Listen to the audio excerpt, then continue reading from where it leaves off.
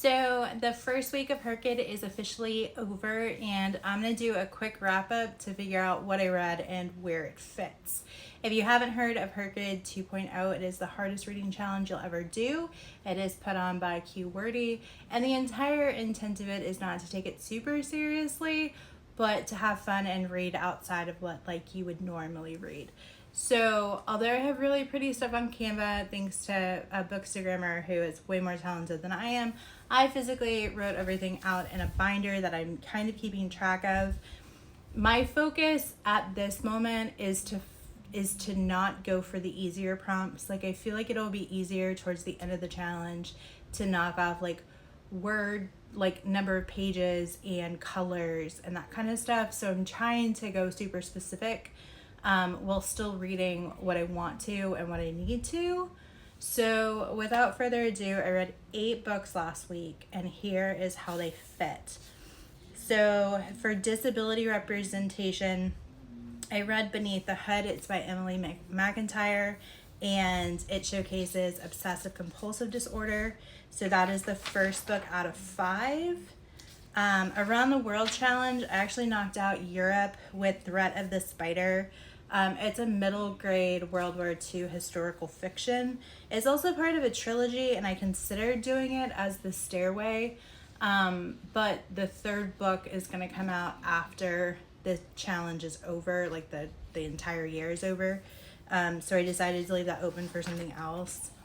For the Even Bigger Rainbow, there was one book I wasn't sure where else to put it. So I did knock out Pink, which I feel like is one of the harder colors. And it's called Rewind to Us. For Spooky Creatures, I actually knocked out 2 in 1 week. So for Fae Folk, it's Filthy Rich Fae, Fallen Court by Geneva Lee. And then for Spirits, I just started a middle grade fiction fantasy, and it's the Underwild series. So I knocked out that using the first book in the series called River of Spirits. I did also knock out 1 book in the Avatar Challenge, and that was Water with Girl in the Creek.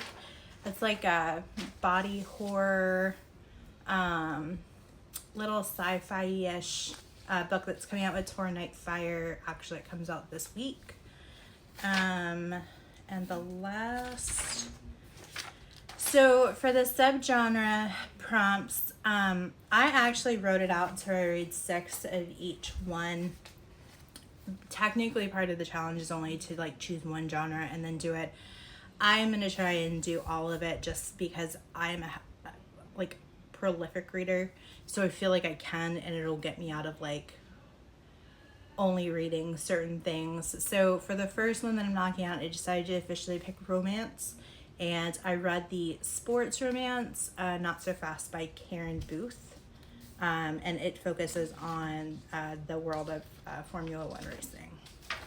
And then, but help if the papers weren't sticking together.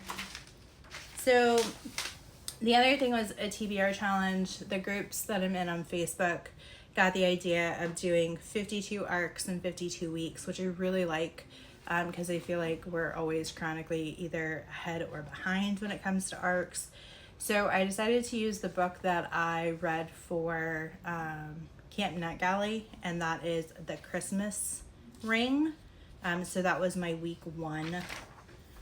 And yeah, so those are the 8 books that I read this year. Right now, I'm currently juggling 2 books.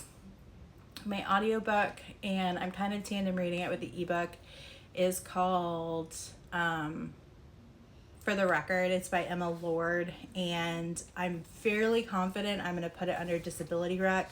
It actually showcases Hashimoto's.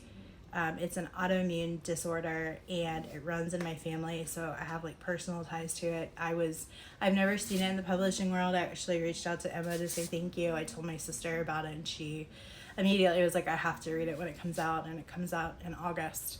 And then my ebook right now is Good Liar.